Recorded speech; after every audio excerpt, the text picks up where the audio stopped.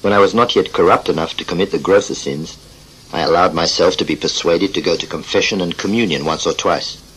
You once warned me. Anna, you said, if you don't pray, you lose your soul. I hardly prayed at all, and even that only listlessly. But you were only too right. All those who are burning in hell didn't pray or didn't pray enough. Prayer is the first step to God, and it remains the decisive step, especially prayer to she whose name we never pronounce, who is the Mother of Christ. Devotion to her snatches innumerable souls from the devil, whom sin would infallibly consign into his hands. I continue my account devoured by anger, and only because I must.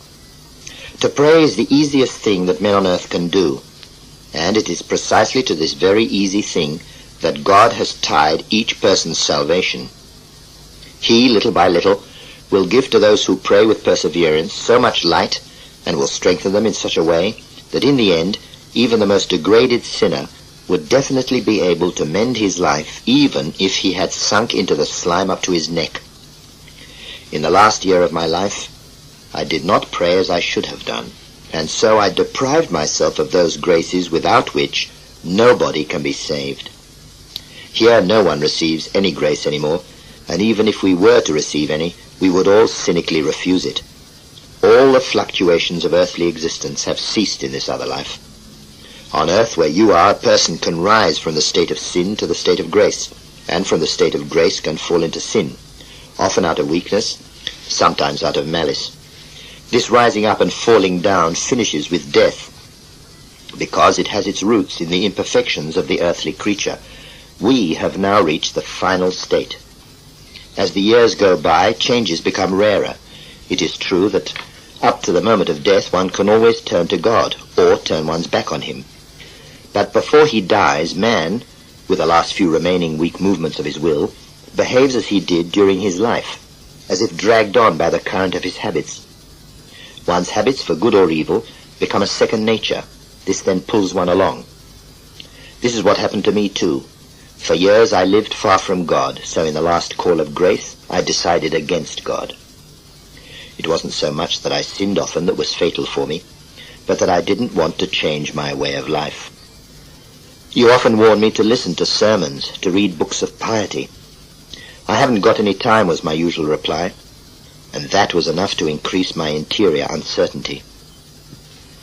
Anyway, I must admit that once things had gone that far, it would have cost me a lot to take another path in life. I felt insecure and unhappy, but there was a wall between me and conversion. You were not aware of this. To you it was all so simple. Once you said to me, "Just make a good confession, Anna, and everything will be all right." I felt that that was true, that the world, the devil, and the flesh held me too firmly clasped in their clutches. I never believed in the devil's influence, but now I affirm that he has a sturdy hold on those people who are in the same state that I was then. Only many prayers, both mine and others, joined with sacrifices and sufferings, could have freed me from his grasp, and even that only little by little. If there are only a few who are externally possessed, there is a throng of those internally possessed. The devil cannot steal the free will of those who place themselves under his influence, but in retribution, so to speak, for their methodical apostasy from God, the malign spirit is allowed to take up his abode in them. I hate the devil too, yet he pleases me because he tries to bring about your ruin.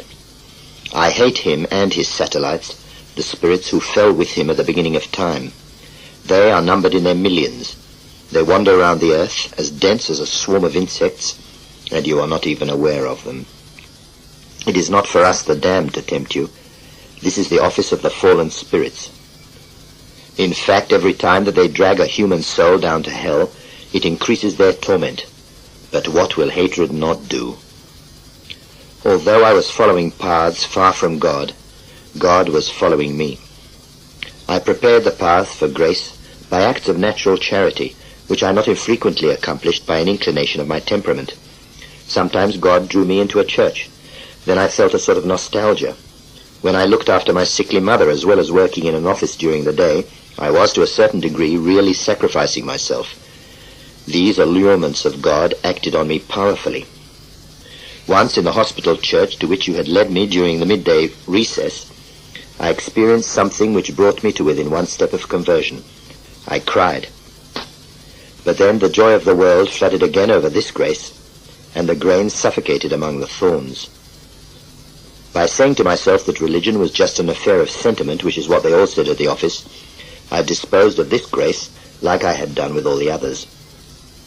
Once you reproved me because I had hardly managed to bow before the Blessed Sacrament, instead of a genuflection to the ground. You thought this was laziness.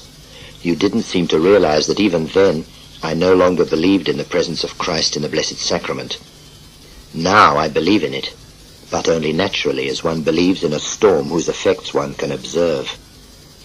In the meantime I had composed my own sort of religion. I was of the opinion that the soul after death passed into another being. In such a way it would continue its unending pilgrimage. With this solution, the anguished question of life after death was both taken care of and rendered harmless, as far as I was concerned. Why didn't you remind me of the parable of the rich man Dives and the poor man Lazarus, in which the narrator, Christ, sends the first to hell and the other to heaven immediately after their death? Anyway, what would you have gained? No more than you got with your other bigoted remarks. Little by little, I created for myself a God who was sufficiently endowed to be called God, far enough away from me for me not to need to have anything to do with him, vague enough to allow himself to resemble a pantheistic God of the world if the need arose, or to be romanticized as a solitary God. This God had no hell to punish me with. I adored him by leaving him in peace. One willingly believes in something pleasant. With the passing of the years, I became quite convinced of the truth of my religion, and this made my life bearable. One thing alone could have brought me to my knees, a long and deep sorrow, and this sorrow never came. Do you understand now the meaning of the phrase, God chastises those he loves?